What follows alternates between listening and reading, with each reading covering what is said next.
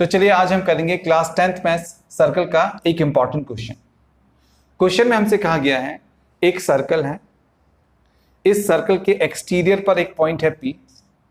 इस पॉइंट से सर्कल के ऊपर दो टेंजेंट्स ड्रॉन हैं, एक टेंजेंट है PQ, दूसरा टेंजेंट है PR।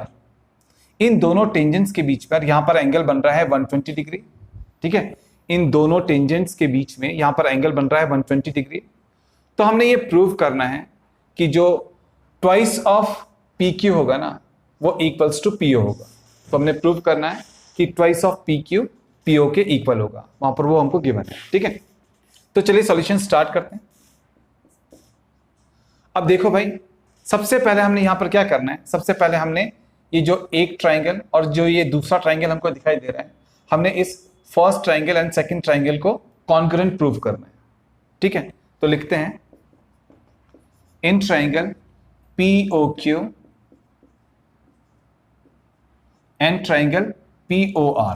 ठीक है, एक हमने ट्राइंगल ले लिया POQ एंड दूसरा ट्राइंगल ले लिया हमने POR। अब हम इन दोनों ट्राइंगल्स को कॉन्ग्रुएंट प्रूव करेंगे। करेक्ट, देखो PQ PR के बराबर है,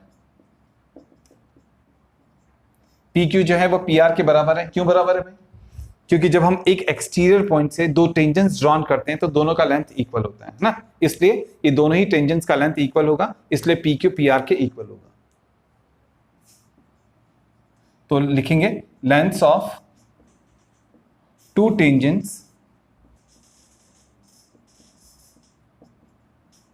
फ्रॉम एन एक्सटर्नल पॉइंट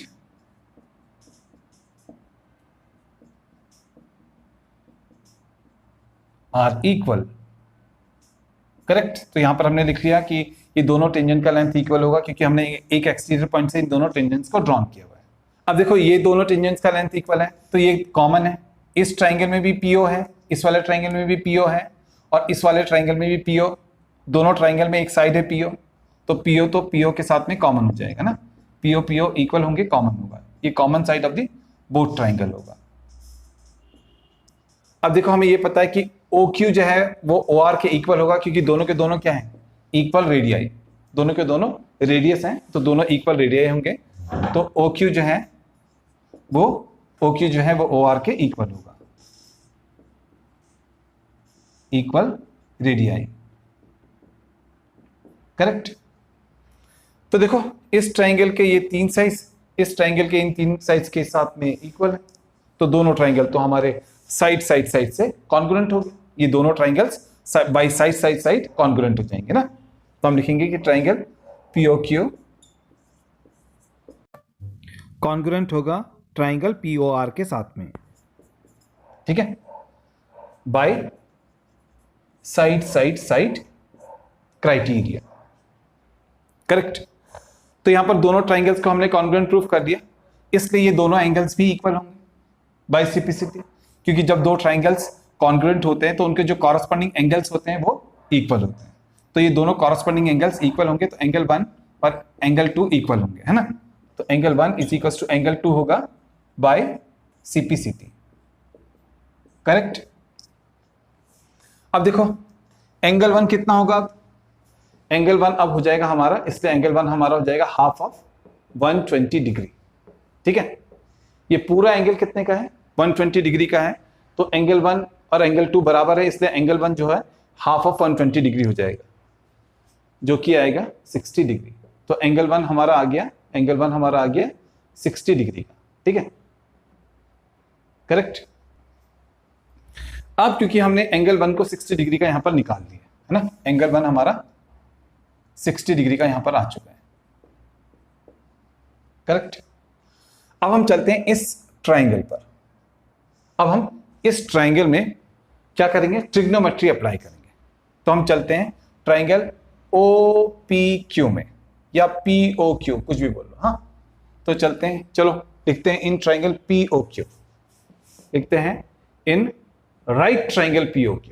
अब राइट ट्राइंगल क्यों लिखा मैंने, राइट ट्राइंगल इसलिए लिखा क्योंकि हमें पता है कि जो रेडियस होता है और जो टेंजेंट होता है वो यहाँ पर 90 डिग्री तो बनाता है at the point of contact, वो एक दूसरे के साथ में 90 डिग्री बनाते हैं, इसलिए यहाँ पर 90 डिग्री होगा। इसलिए हमारा जो ये POQ है ये एक राइट ट्राइंगल है। तो हमने लिखा इन राइट ट्राइंगल POQ ठीक है, हम लेंगे cos 60 डिग्री। हम क्या लेंगे? cos 60 degree. अब cos क्या होता है? cos हमें पता है, cos होता है बेस अपॉन हाइपो। अब इस ट्राइंगल पर आ जाओ, इस राइट ट्राइंगल पर आ जाओ। अब देखो यहां पर एंगल ऑफ, हमको एंगल ऑफ एलिवेशन या जो भी इंक्लाइन एंगल हमको दिया गया है वो यहां पर दिया गया है। तो जो भी एंगल हमको यहां पर दिया है, तो इसके अपोजिट क्या होगा? इसके अपोजिट परपेंडिकुलर होगा। 90 डिग्री के अपोजिट हाइपोटेन्यूज होता है, और ये जो थर्ड साइड होगा ये बेस साइड होगा, है ना। हम लिखने जा रहे हैं cos 60 डिग्री को, तो हमें बेस अपॉन हाइपो लिखना पड़ेगा। अब देखो इस राइट ट्राइंगल में बेस कौन है? PQ, ठीक है, एंड हाइपो कौन है?